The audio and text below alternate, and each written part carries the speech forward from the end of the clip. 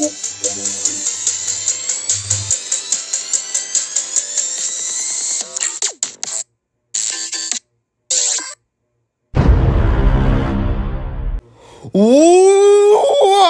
is going on, everybody? It is your boy, Amon's Toxic Emily 31.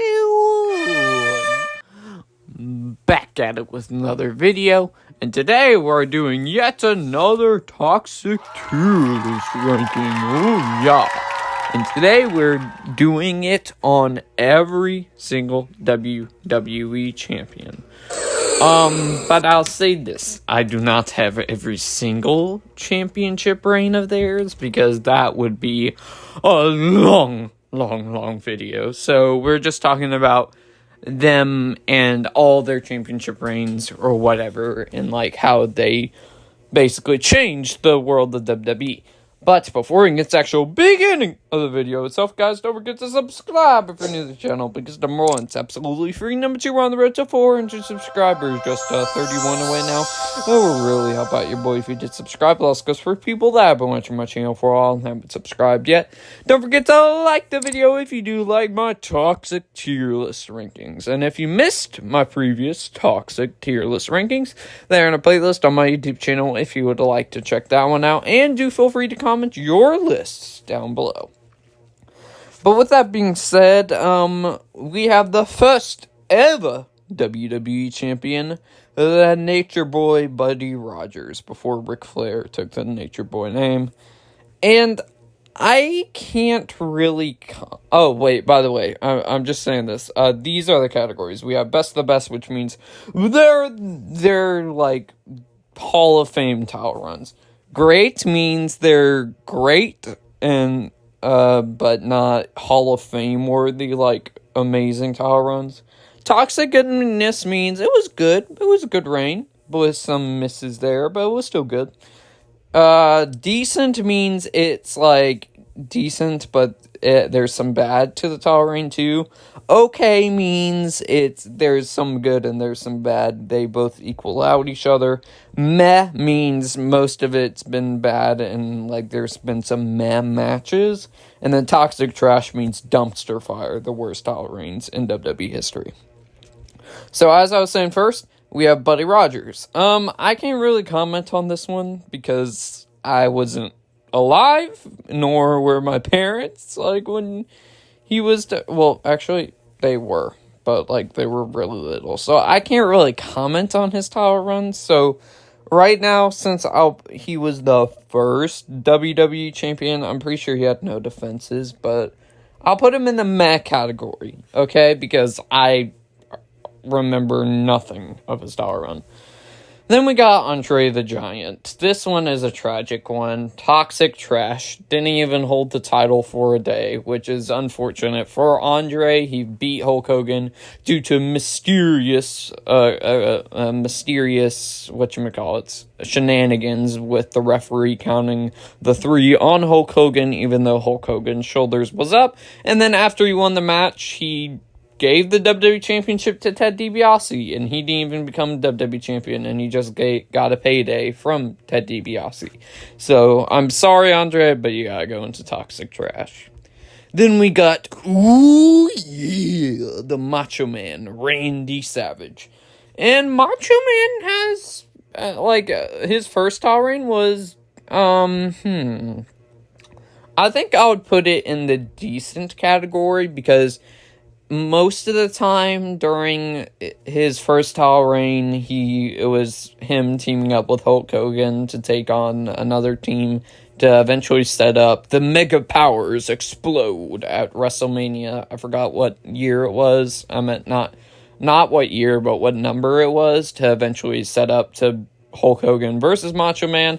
And then his second run was decent as well, but like he got a title defense over Ultimate Warrior, but that's pretty much it. That's all I can remember really, and he beat Ric Flair in a pretty good match, but to win the title. But otherwise, I would say it's decent. It's nothing amazing, but he's had a decent title run here and there. Then we got the Ultimate Warrior. Ultimate Warrior, who we ironically just talked about. His title reign unified the Intercontinental title with the WWF title. Well, it didn't unify it, but he became a double champion in the process in a really good match with Hulk Hogan at WrestleMania, where Hulk Hogan put him over nicely.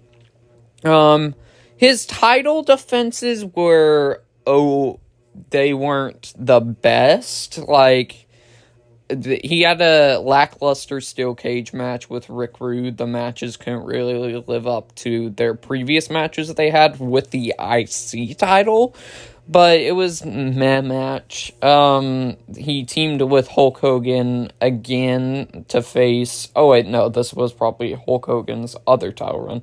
We got a lot of Hulk Hogan, ties in here a lot. But pretty much that's all I can really think about for Ultimate Warrior's reign. And then, of course, he lost the title to Sergeant Slaughter at Royal Rumble, which was a kind of stupid decision, if you ask me. So I'll put him in the okay tier for now, just because of Hulk Hogan's style reign, but I don't really remember much else he did. So he goes there right now.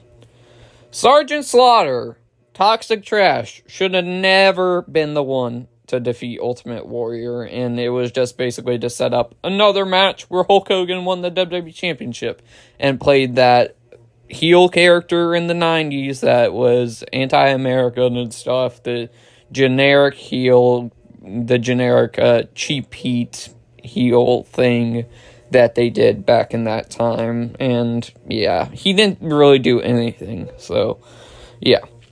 Then we got The Undertaker. And Undertaker, I gotta really think about this.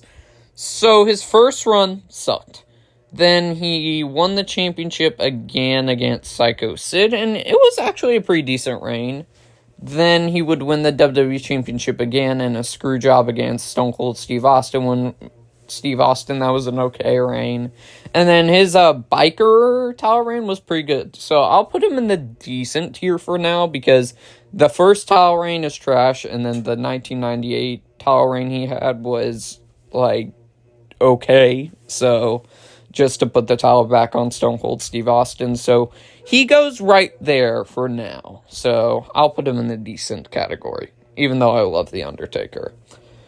Ric Flair, woo! His first title reign is iconic because he won the Royal Rumble all the way, he was the first Royal Rumble winner to win as an Iron Man all the way from the number 3 position, won the WWE Championship, and he did the iconic "with a tear in my eye" speech. And he had a pretty good match with Randy Savage at Mania when he lost the title, but that's pretty much it, all that I can think about. And then he won the title off of Savage right after that in a shorter reign that was just okay. So for Ric Flair, I'm going to put Ric Flair in the okay tier, because most of his matches were pretty solid. So, but he didn't really defend the title that often. Then we got Bret the Hitman Hart. And Bret the Hitman Hart is the first one to go into the best of the best category. Bret Hart pulled out quite a few solid matches, great matches with his title run. He had great matches with the likes of Shawn Michaels, The Undertaker. I gotta think of some other ones. He had a pretty solid match with Diesel to win the championship. He had a good steel cage match with him too, and he had another good steel cage match as well, this time with Owen Hart, when he won his second championship at the WrestleMania that year. And Bret Hart, yeah, he's one of the best wrestlers of all time, and he had quite great matches, so he goes to best of the best for me. Then we got Edge. Edge. I feel if we were talking about the World Heavyweight Championship run, that would go a lot higher. But since it's WWE Championship run, I'm going to put him in the toxic goodness category, because him and John Cena's feud was really great stuff. He was the one to defeat John Cena, and he had the first Money in the Bank cash-in ever. And I wish his title reign was a little bit shorter, but then not shorter, but a little bit longer, but then he eventually lost it the title to John Cena, which he had one defense, which that was against Ric Flair in a decent ladder match. Then he eventually won it back from Cena after... No, he didn't win it back from Cena. He won it in a triple threat match when RVD was the champion and pinned him. And then 2008, he won the title again for a short period then. And then 2009, he won it again too, which that was pretty short. So Edge goes into Toxic Goodness because of that John Cena feud he had, which is iconic. So, yeah. Then we got Yokozuna. And Yokozuna's first title reign is absolutely crap because Hulk Hogan, with backstage politics and stuff, eventually they decided, oh, you know what, you're right. Let's make the fans go home happy, and he beat Yokozuna. So that was pretty stupid. Then he eventually won the title back from Hulk Hogan and had an alright few matches. I'm going to put him in the meh category. No disrespect to Yoko, but they didn't really do much with his title run, so he goes there for me. Then we got Diesel. Diesel had a decent match with Shawn Michaels, but otherwise, he goes in the meh category too, because he had this one horrible match with Mabel. I almost said Maven. I don't know why, but I get their names confused a lot. But he had a terrible match with Mabel at SummerSlam. He lost the title in a good way to Bret Hart in a really good match, and the way he won it was quite interesting, how he squashed Bob Backlund in I don't know how many seconds, but to win the championship. So he goes into the meh category. I'll probably put Yoko at the top, and then I'll put Kevin Nash there. And I'll put Andre there. Yeah, we'll rearrange that later. Shawn Michaels. Shawn Michaels. I am going to put him in the best of the best here as well. His chemistry with Bret Hart, even though they hated each other back then, had really good chemistry in the ring. He had a very great match with Mankind for the WWE Championship. He had a really good match with Vader, even though that had a lot of match restarts at SummerSlam 96. He had a pretty good feud going into Survivor Series with Psycho Sid, who eventually took the title off of him. The Montreal Screwjob, of course, is iconic. That's how they made Shawn Michaels a pretty good heel, with him eventually defeating Bret Hart. And yeah, there's nothing else I can really say. Shawn Michaels is a best of the best title reigns. Then we got, is this supposed to be Bruno Sammartino or Pedro Morales? Because I cannot really see. I'm going to be totally honest with you. I can't really tell if it's Pedro or Bruno. We don't talk about Bruno, no. I don't even see... Oh, wait, yeah, it's Bruno. Bruno goes into best of the best. He's the longest reigning WWE champion of all time while recording this. And then his second reign was still pretty long as well. He defended the championship multiple times and multiple draws, but he delivered quite good matches, and he was the first megastar of the WWE, so he immediately goes there. Bruno Sammartino, our rest in peace. Psycho Sid. Meh. It's a meh title run. The way he won it was cool the first time when he beat Shawn Michaels. But otherwise, after that, he didn't really do much. He eventually dropped the title back to Shawn in the short title reign, so there's that. Well, for Shawn, not for Psycho Sid. He had a decent reign at 60-something days. And he eventually won the title again, this time from Bret Hart, who only held it a day. So, yeah. And that reign was bad. So, he goes into meh. He's not toxic trash because he doesn't have that type of crap title run. Then we got Stone Cold Steve Austin. What? Give me a heck yeah. And I know it's another line, but I'm keeping it PG here. Stone Cold Steve Austin goes to best of the best too. He has, even though some of his title runs weren't were below 100 days, he still had some pretty good feuds. He had a great feud with The Rock. He had a great match with Shawn Michaels at WrestleMania. What number is it? WrestleMania 14, I think. Yeah. What other feuds did he have? Him and Undertaker's feuds were pretty good. Yeah, just nothing else I can say. Stone Cold Steve Austin, that's one of the best title runs up there. Then we got Kane. I love Kane, but toxic trash. So, I'll put him above Andre the Giant, because at least he didn't vacate it the same day and held it for one day.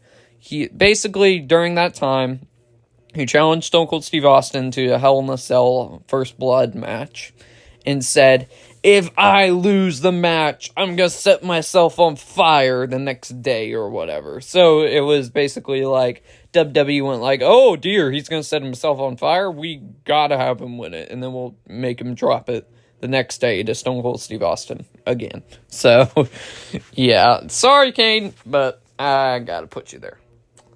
The Rock. If you smell what The Rock is cooking. I'm going to put The Rock in, I got to be careful with what I say here. I'll put him in the great tier. Like I said again, Stone Cold Steve Austin and him had really great matches. He had a really good feud with Kurt Angle, like a small feud. It was pretty good. Triple H, of course, that's probably the best part of his championship runs. Him feuding with Triple H, and having all those cool different matches where they drop the title back to each other. He had a decent run back in 2013 when he returned and won the title from CM Punk. And he feuded with John Cena again. That was pretty decent. He doesn't reach best of the best for me. Well, hang on, let me think about it, because nah. That Triple H feud that he had was phenomenal. So I'm putting it into best of the best. Putting him in best of the best. Mankind, the way he won it was cool, but otherwise his title reigns were kind of forgettable, to be honest with you. I'm going to put Mankind in meh. I hate to do that, but they weren't really that big of a deal. I don't think anybody remembers him winning the title a second time, to be totally honest with you. They just remember him dropping the title to Rock by saying, I quit, even though he didn't.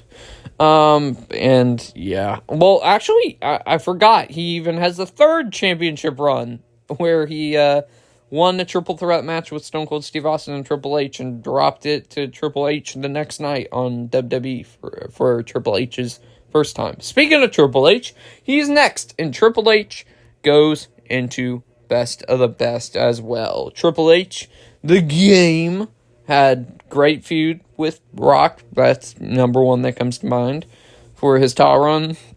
I gotta think of what other great feuds he had. He had a solid build-up for Roman Reigns as his match, but the match did not deliver. The Roman Reigns and Triple H build-up was good. He had quite a good mini feud with Dean Ambrose. That was pretty solid. Trying to remember any title defenses he had. Kurt Angle in his small feud was pretty good. That's pretty much it. Oh, and the Triple H and Randy Orton's feuds, even though the matches were quite missed sometimes, actually no, with the exception of, no, one match was bad between them two, but him and Randy Orton's feud was great. So it puts him in best of the best. I keep on stuttering, guys. Don't mind me. Vince McMahon. Yeah, the owner of the company held his own title. Isn't that crazy? Yeah. 6 days after he won the title from Triple H, he vacated it. So at least he vacated it, right? Yeah, that's pretty much it. Vince goes there. Big Show. Big Show, Big Show, Big Show. He's had 2 championship runs, and both of them were very meh. Both of them were very meh. He had something going with Big Boss Man, but then it fell off. So that's pretty much it, really. So he goes into meh. Then we got Kurt Angle. Kurt Angle is one of the best wrestlers of all time as well. I'll put him right next to Kurt. Not Kurt. Put him right next to Brett. Kurt Angle had phenomenal title runs. He had his 2003 one where he faced Chris Benoit. That was a pretty good match there. Well, not pretty good. A great match.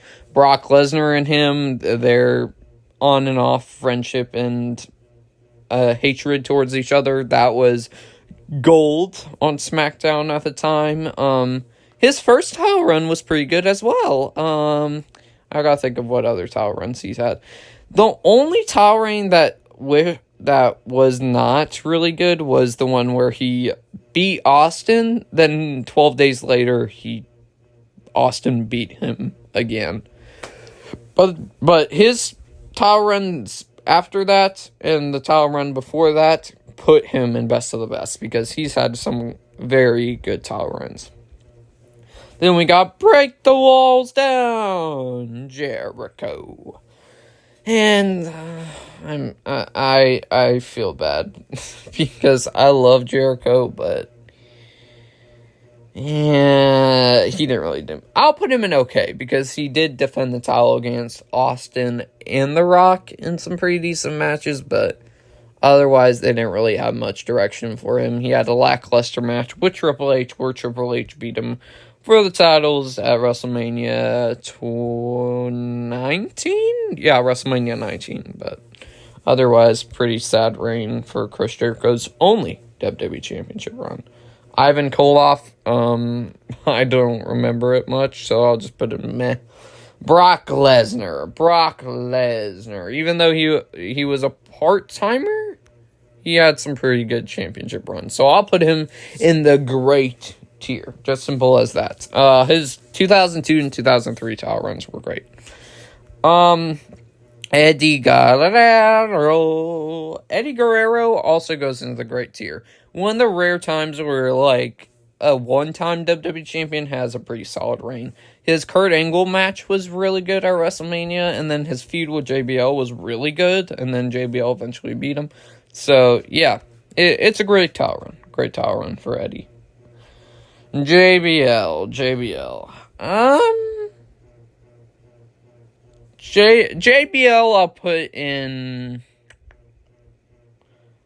I'll put in decent, because he had really great feud with Eddie Guerrero, again, like I said before.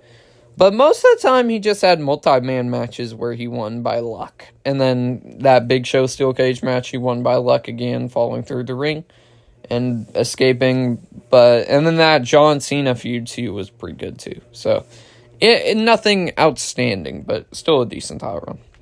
And then we got, speaking of John Cena, I'm just going to cut it I'm just going to keep it real. Do I need to say anything? John Cena has had the best title runs. Even though they had the hashtag Cena wins LOL every single time, it was still a great title reigns for John Cena. Rob Van Dam, I love RVD, but he goes into toxic trash. If he wasn't smoking, you know what, he would have probably had a better title run back then, but it is what it is. Things happen. Randall Keith. Do I need to say anything? He deserves to be there. Well, actually, no, I'm putting him in great, because some of his title runs were short, and especially his 2021. I don't think anybody remembers that, so it goes in a great tier. There's just some forgettable title runs in between there, but he's a great WWE champion. Jeff Hardy, meh. They didn't really do much with him, unfortunately, even though he was the most popular person on their roster, but they never did anything really with him. Batista. Batista, I'll put in decent, even though he had short title reigns. His 2010 one was really great, even though it was short. And then his first title run, he got injured, so he couldn't defend the championship. Wah, wah, wah. But still solid. Then we got It's a Shameful Thing. Lusterhead, a careless man who could wind up dead. Okay. First title run was good. I liked his first title run. Second one, I kind of forgot about, to be honest with you. Except for the John Cena and Sheamus steel cage match at Money in the Bank, but that's pretty much it. And then his third title run was short-lived. He only had one defense, which was against Roman Reigns at TLC. Alrighty then. Next up, we have Pedro Morales.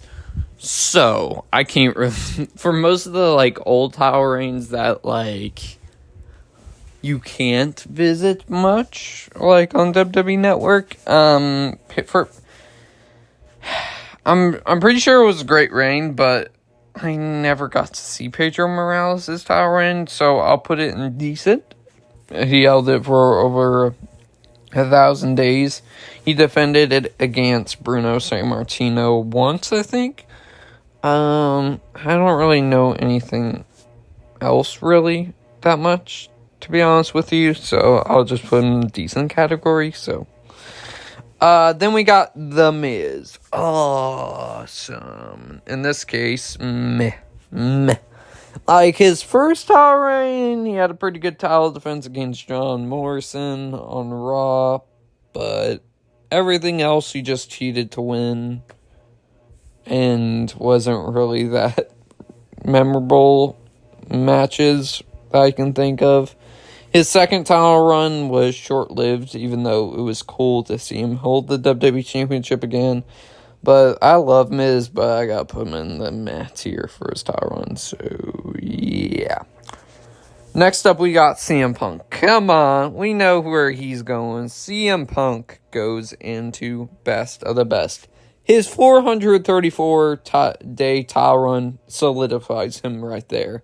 His other title runs, even though they were short-lived, had really great matches still, especially with John Cena. The first title run he had was amazing, even though it was short. And his second title run was great. So, but he's best of the best. I'd probably say he is the best WWE champion on best of the best right now. Maybe. I'd have to think about it. Rey Mysterio. Look, I love Rey Mysterio, but his title run, it's a tie between him and Andre for the worst WWE Championship reign of all time. He lost it the same day and didn't even get cashed in by the Mr. Money in the Bank at the time. He just lost it in a regular match against John Cena. So, yeah. Hopefully he gets another WWE Championship run down the road, and maybe he'll move up there from that spot, but he goes into toxic trash. I'm sorry, Ray, but I gotta put you there. Alberto Del Rio. World Heavyweight title run will be a different story, but regular WWE title run, meh. He didn't really do nothing. First title run, he didn't even get a single defense in. Second title run, he got one title defense in against John Cena, last man standing match, but that's pretty much it, and he dropped the title to Punk, so that's and it's one of the worst Money in the Bank cash-ins of all time, with Del Rio winning, so yeah, unfortunately I got to put Del Rio right there. Daniel Bryan, this is sad. This is sad because I'll put him in okay, because him and the Authority storyline was amazing, but for most of his title runs, he didn't even get to hold the title long, especially his third. Well, actually, no. He goes into decent, because I remember his 2018 title run, which I thoroughly enjoy looking back on that, when he turned heel and became the eco-friendly Daniel Bryan. That was really great stuff. But as for his first three title runs, they were solid matches and stuff, but for his third title run, unfortunately, his title run got cut off because of an injury, so he had to vacate the title, but first two title runs were short-lived. He lost the title due to Money in the Bank cash-in, and then he lost the title the second time due to basically because the ref fast-counted Bryan and made him win, and the authority said, not on my watch.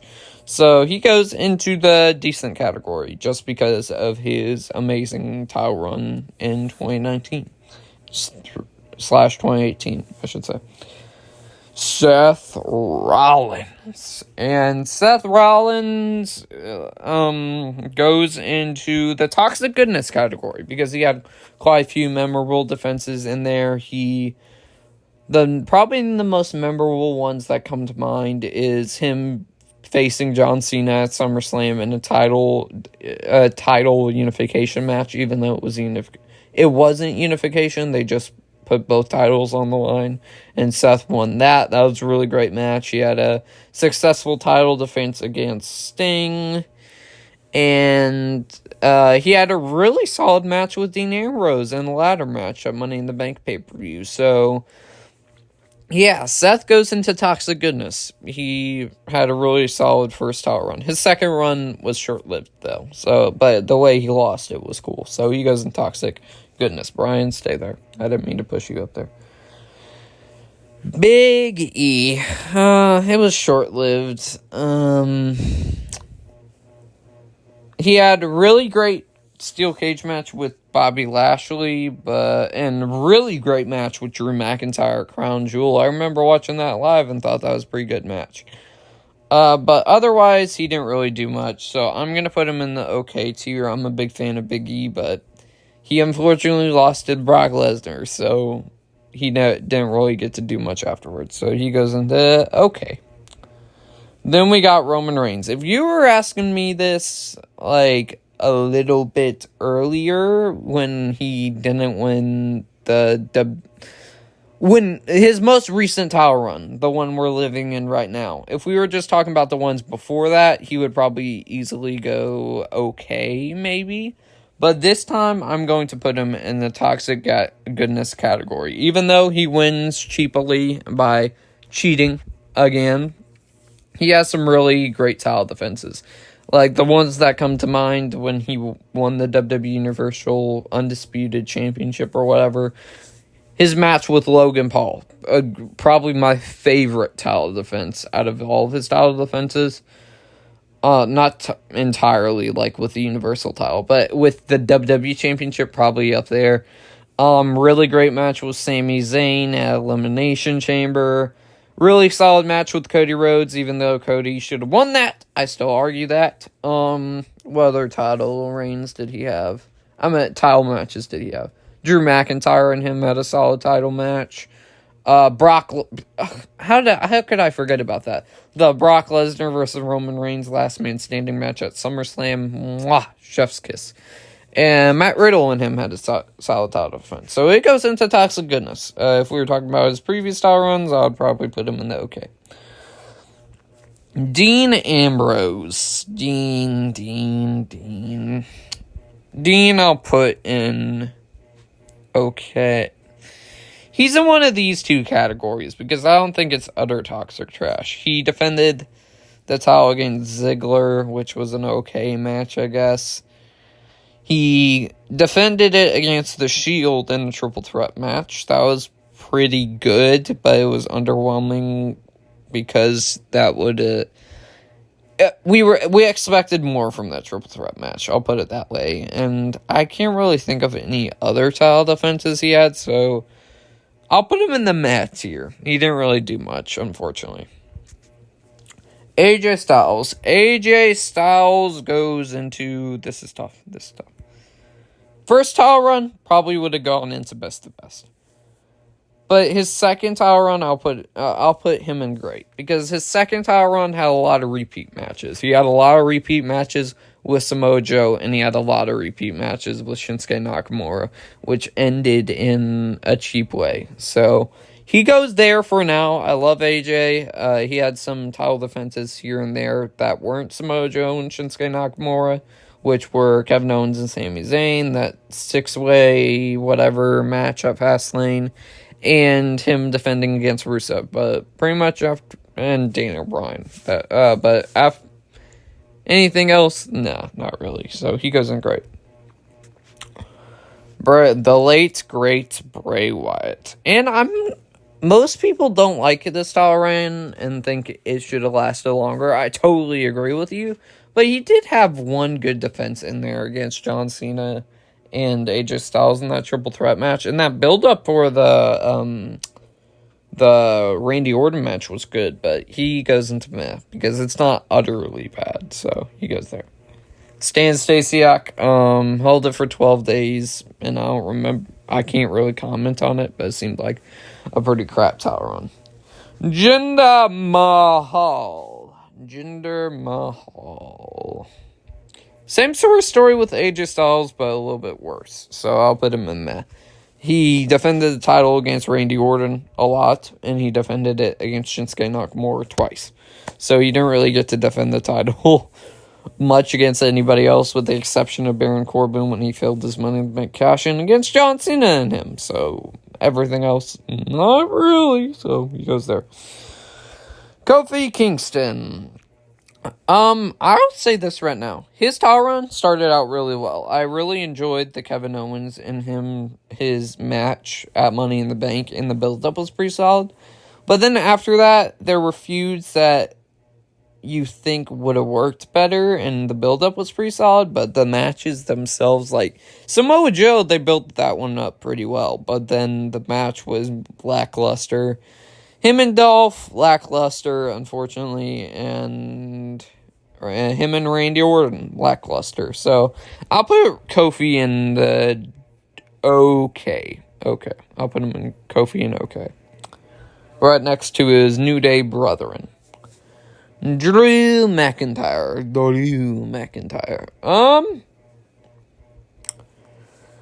I'll put him in Toxic Goodness. Honestly, yeah, he had a really good title defenses. Ones that come to mind, him and Dolph had a really good Extreme Rules match. His his Money in the Bank match against Seth Rollins was really great stuff. Randy were solid. I liked that ambulance match, but everything else, not really. And Bobby and him had a decent match. So I'll put him in Toxic Goodness. He didn't do anything spectacular. And then his second title run was pretty decent too. So I'll put him in Toxic Goodness. There wasn't really any bad of his title run, in my personal opinion. Bobby Lashley, his second title run was okay, but his first title run puts him in great. I really enjoyed the run of the almighty Bobby Lashley. So yeah, I can't really think of anything to say, but it was a really solid run. Superstar Billy Graham, I can't really comment on it, but I'm pretty sure he had a pretty decent title run, so he goes there. Bob Backlund, same sort of story. I can't really comment on his title run because I can't really look back on it that much, so I'll put him in the decent category. Or no, I'll put him in the great tier. I think that's a solid place to put him. Iron Sheik goes into the meh category. He only held it for 28 days before eventually losing it to Hulk Hogan for the first time ever. Speaking of Hulk Hogan goes into quit. Even though his wrestling isn't really that great, his title run, his matches were quite great, and he goes in the best of the best. Had a lot of iconic title runs. There was only 2 championship runs of his that weren't really, 3 that weren't good, and then the other 3 were actually really good. So he goes in the best of the best. But with that being said, guys, I hope y'all enjoyed this tier list ranking of mine. Don't forget to subscribe if you're new to the channel, because number 1 is absolutely free, number 2, we're on the road to 400 subscribers. just 31 away now. Really, how about you, boy? If you did subscribe, that also goes for people that have watched my channel for a while and haven't subscribed yet. Don't forget to like the video if you do like my WWE 2K23 tier list rankings. Don't forget to ring the bell for all notifications and messages if you want. But also share the video because I'll help me out and get some more people join the Toxic Fan, and feel free to comment your list as well. But that being said, guys, I'll see y'all next one, everybody.